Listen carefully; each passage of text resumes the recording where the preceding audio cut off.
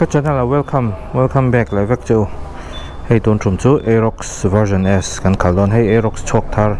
Aerox color tharania color chi khat chini aronom thara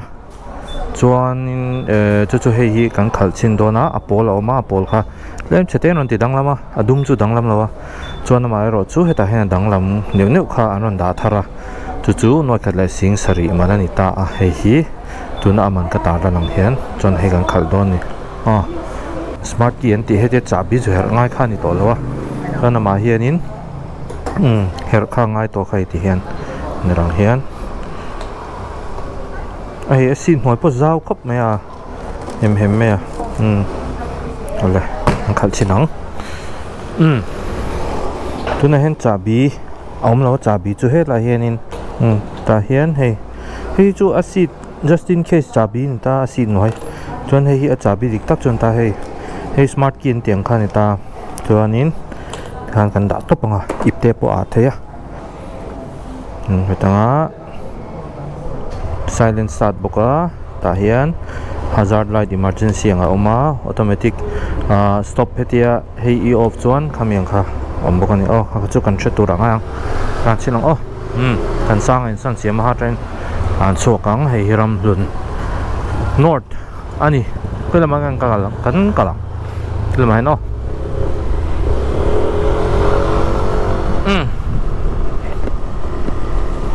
Aerox an launch na rei to ma se update hi an nei ve neu renga song in chuanin ka soi ma sak du chu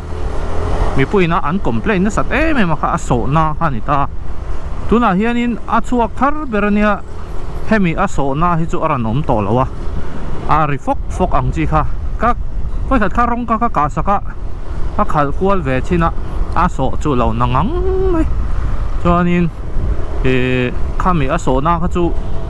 an siam tha to ni an ti ni company lampang hian chuan ama ro chu khami nem duai ang tur kha chu anin la set chi kha ni lutuk lawa chan chu a scooter a shim hi anon siam dan hi hemi sport scooter ani wang hianin hei han tlan chak pui tur ni wang hian a suspension setup hi an nem lutuk chuanin kongkwala te khalan nuam don lawa enge min dia ka soyang leklaman nuam don law ni chu berana chu wang chuan kha kan thriat thiam ve ngai ni hei 155cc ni he scooter hi anom na chu apo hi anuam ba khal chaka nuama 125 ngot ai chuanin scooter ro chuanin a khala nuam bi ni la he corner hetia kan han lek vela hianin anuam me a ke lian boka a ke te hi 14 inch rims ani wang hianin omje chu hei scooter pa ngai chu ten teron ni ta ten omje chu abial zong zaw zong ni chu mo khami ake len zong ake hlai zong ni lawin ake bial len zong kha in chi som pali ron ni bek ni hei hi chu omje chu speed sang tak taka itlan ko i boy lo nan a stable zok nan a stable kan ti chu a nget tha mo high speed a khan nget tha zok don ni a hnunga hen nge engine ri zok mo chuanin ka soidu chu hei ama hian traction control hi aronom ve a traction control kan ti hi a hre thiam lo khan Aerox su amis du mai ten lo ti thina kha ani lawa traction control on chung khan an tlan khanin miss ang deuh reuh khan om theia chu hemi an dealer lampang po hian soi turin min tia kha traction control kha off kha apoina om lem lawa traction control kha off ila a khal kha nge hre thiam lo ta kha chuanin ati nuam jok mai thema ero chu traction control hi atangkai na chu enge a khal thiam vak lo tan hianin nal vela te po hemi ake hanin phiat tur buai tur kha veng tu tur ani ta khami tang khan atangkai ve ni khol khan alo control ve thein ni chu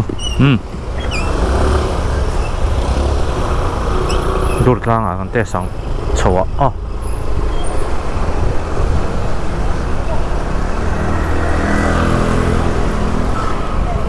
chu min hoa chu kong chia chuk tha chinang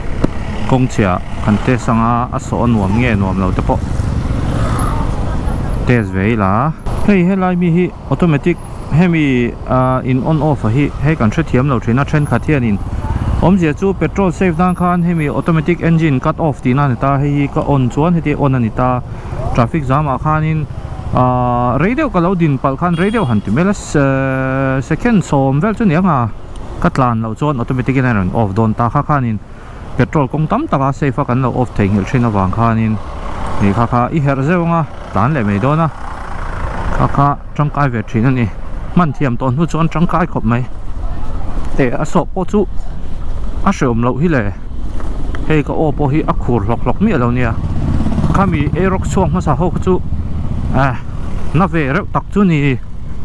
o te ka khur lok mai mo zia phian mai chuanin hemi anman I servicing hi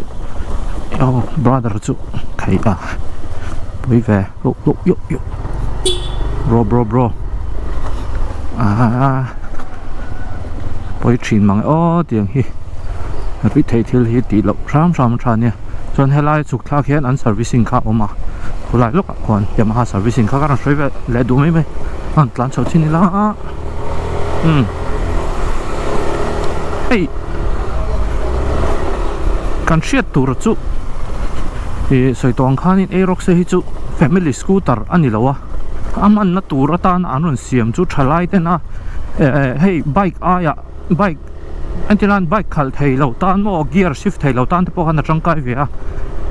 scooter ani dang khan tlema bike ang ve deuh reuh kha ani chu tiang nei du tang khan a thave don ani chu ma se scooter ang chun hei a so chu anwam scooter pa ngai te mela family scooter pa ngai ang chuanin a so chu ala nuam chuang lo nia ha ka sei du a pa se ama hi anal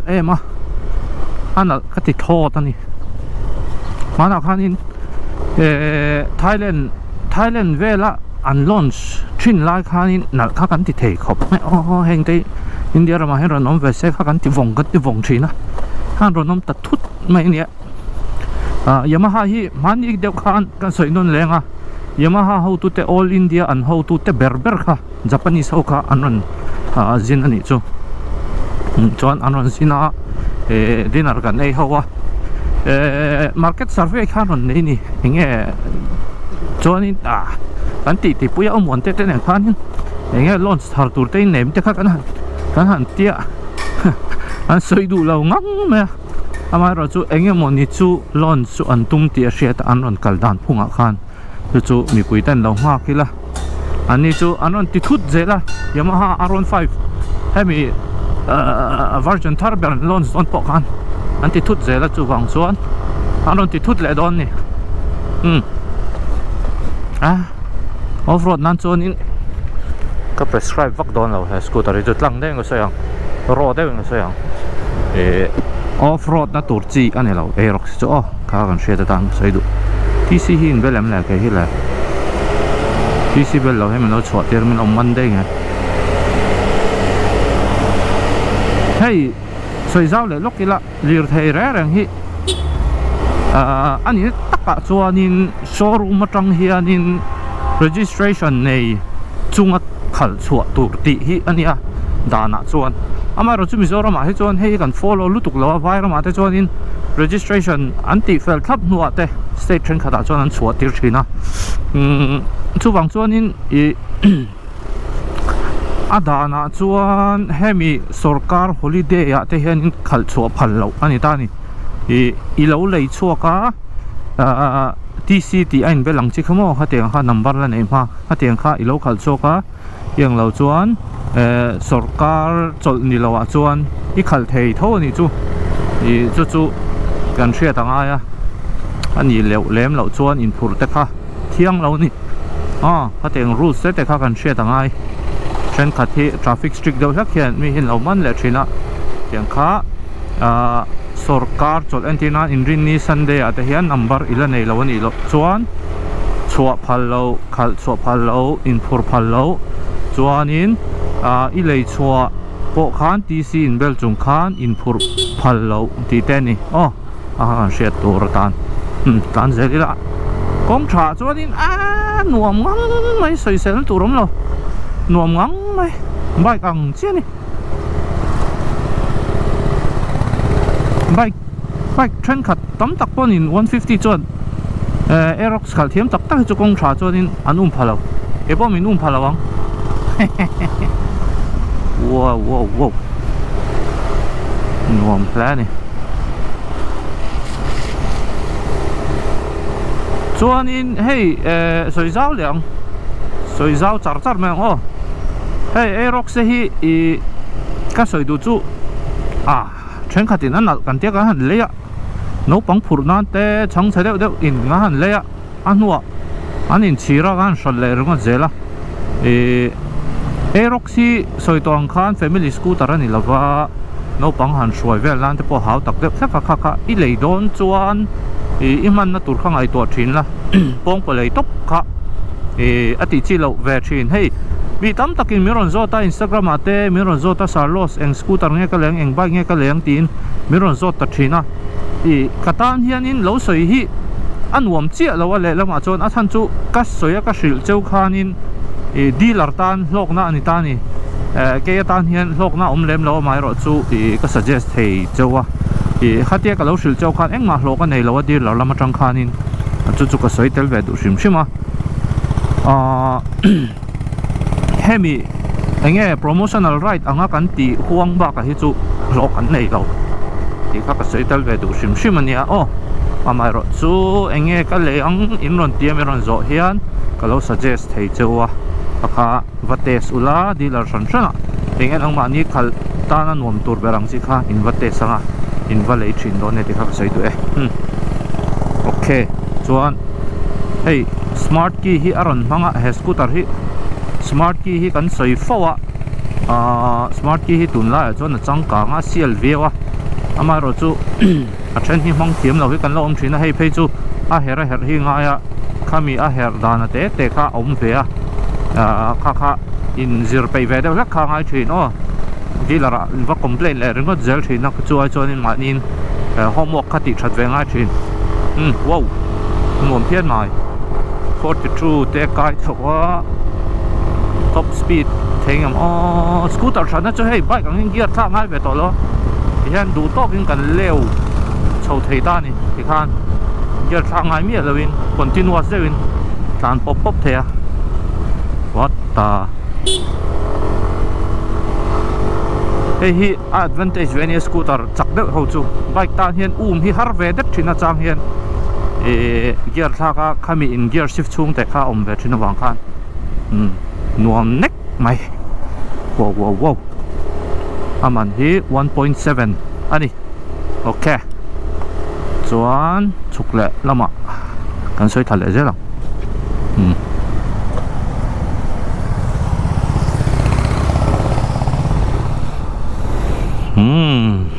nice neck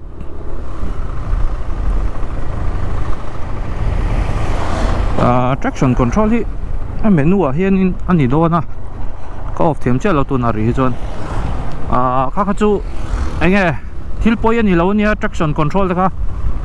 antenna nin kong na la te po kha nin apui ve theya kan hriat lo hlan khan min lo pui ve lu tuka kha teng te kha khal tir tang kha chuanin a thal tu khe ABS te po ni thawa ABS te po hi timang tong moi lo ni lo se ke ni chu kan khal na lo rei to ABS tel lo in kum kha le cheng kan khal to ABS kha kan ning zo kan ni chu kan ril ru khan in hei enge alowin adapt to wang khan ABS kha kan wa mang thiam to lo zo ka ABS tho dan hi tuna kam ha hian chir diak lom ta se va brake thut taila ka brake thut khan in ka slip thei ni chu kema khamo ka slip panga ka tu mai don ni chumi ni lo chuan ABS kha chu i me thut khan in automatic in a brake kha tianin aronin man chat ta chuan thok le khata brake thut lo khan in nangma kha i lir thei kha zoi te khan aron brake ta ni chu amai ro chu ka du lo na chan chu keima ve thunga chuan antenna kan ril ru khan in alo zir ne to wang khan ka mami ka wa mo ka brake kha ka control thiam to wang khan in du dang khan kan brake thei to lo thin ni kan du dang kan brake thei lo wang khan mi ta kha su do nang kha kan thina chu wang chuan in kha ke chuan ka du lo na ni me amai ro chu khaltir tan chuan atangkai hle ti kha karon soi tel du ni e gan hol le tong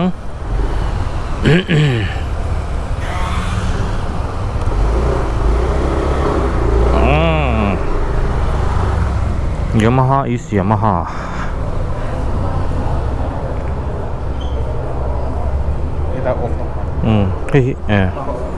Automatic in off ta tro